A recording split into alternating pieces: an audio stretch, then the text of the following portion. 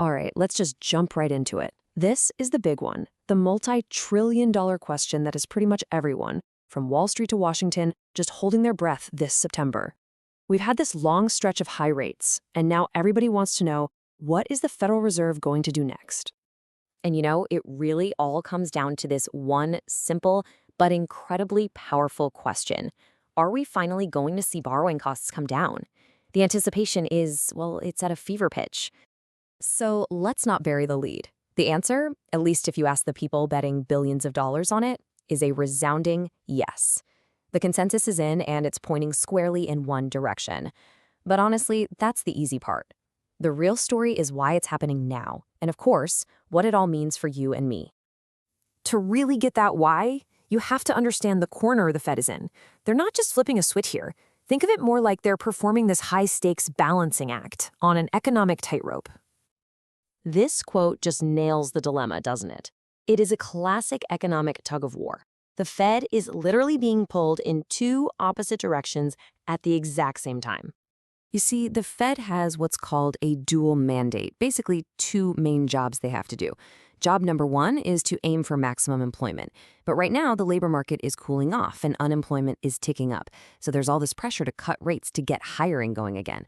But, and this is a big but, their second job is to keep prices stable, which means fighting inflation. And inflation is still stubbornly sticky. It's hanging out above their 2% target. So if they cut rates, they risk making inflation worse. So what do you do? And that leads us right to the choices they're actually looking at for their next meeting. Because it's not just a simple yes or no vote. The size of the cut and the signal they send along with it, that matters. Big time. So take a look at this. This chart shows you exactly where the smart money is placing its bets. You can see the probability is overwhelmingly priced in for a small quarter-point cut. That's 25 basis points.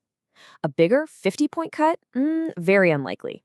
And the chance of no cut at all? It's almost completely off the table. This right here, this is the magic number, 0.25%, a 25 basis point cut. This is a number that just about everyone is expecting to hear. Why? Well, it's small enough that it won't totally spook the people worried about inflation, but it's also significant enough to signal a real change in direction for the whole economy. Okay, now we get to the so what part of all this.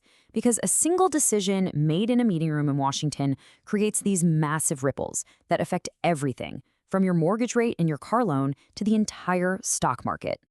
This table kind of lays out the different ways this could go. The most likely path is what we call the base case. That's a quarter-point cut with a statement that sounds like more cuts could be on the way. The market would probably love that.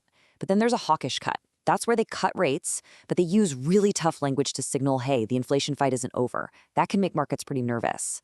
A bigger cut might actually scare people into thinking a recession is coming. And of course, no cut at all would be a total shock to the system. So let's pull it all together. Here's what you should probably be ready for. That quarter-point cut is pretty much a given. The real key is going to be the language the Fed uses. You should expect them to really stress that the inflation fight is not over. And all eyes will be on the dot plot. That's this chart where each Fed official anonymously puts a dot where they think interest rates will be in the future. It's really the best peek we get inside their heads. And meanwhile, the bond market, it's already trading like this is a done deal. But, in economics, nothing is ever 100% guaranteed. While one path seems really clear, there are always these wild cards out there, these external factors that could just suddenly change the entire game. And here are the biggest ones to keep an eye on. A surprise inflation spike or a super strong jobs report? That could totally force the Fed to hit pause. Then you've always got political chatter, global shocks, things they can't control. But ironically, the biggest risk might just be the market itself.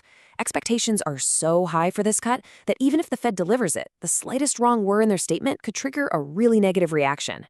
Which kind of leaves us with this final thought. Yeah, all the evidence points overwhelmingly to a rate cut. But with these cross currents of sticky inflation, a cooling job market, and all this external pressure, the real question isn't just what the Fed will do, it's how they're going to navigate the incredibly narrow path they have ahead of them without stumbling. Believe me, that path is anything but set in stone.